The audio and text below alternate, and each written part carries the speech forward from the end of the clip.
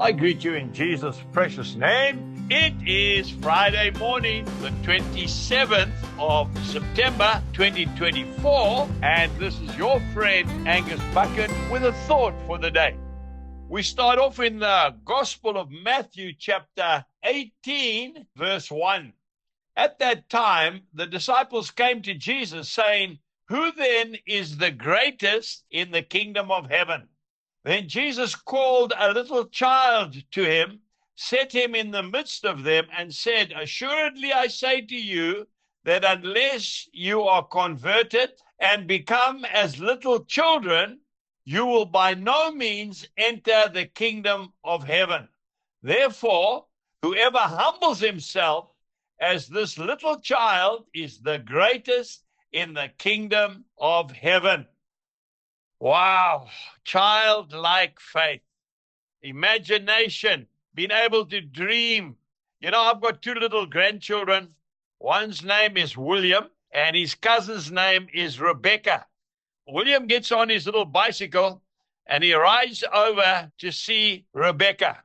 Rebecca stays in a little house close to us, and William just over the road.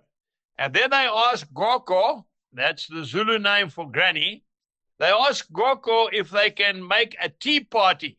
And of course, Goko says, of course.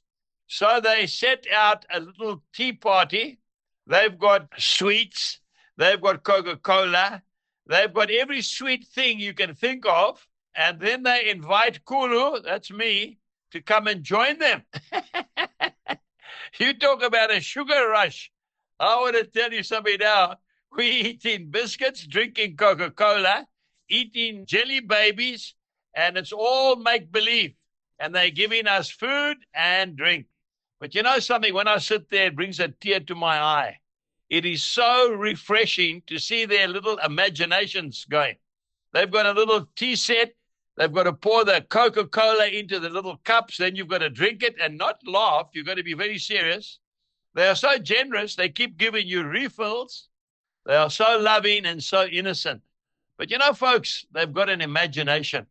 Now, just in case we look down on little children, Jesus says, unless we become like them, we'll never see the kingdom of heaven.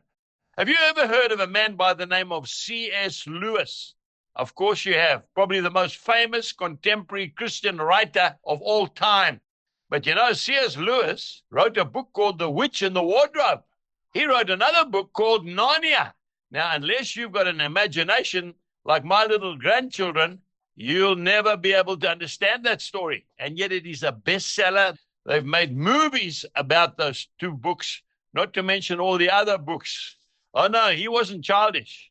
He was an Oxford professor. He was a Cambridge professor in the English language. I want to say to you today, let's keep it simple. Let's be not childish, but let's be childlike.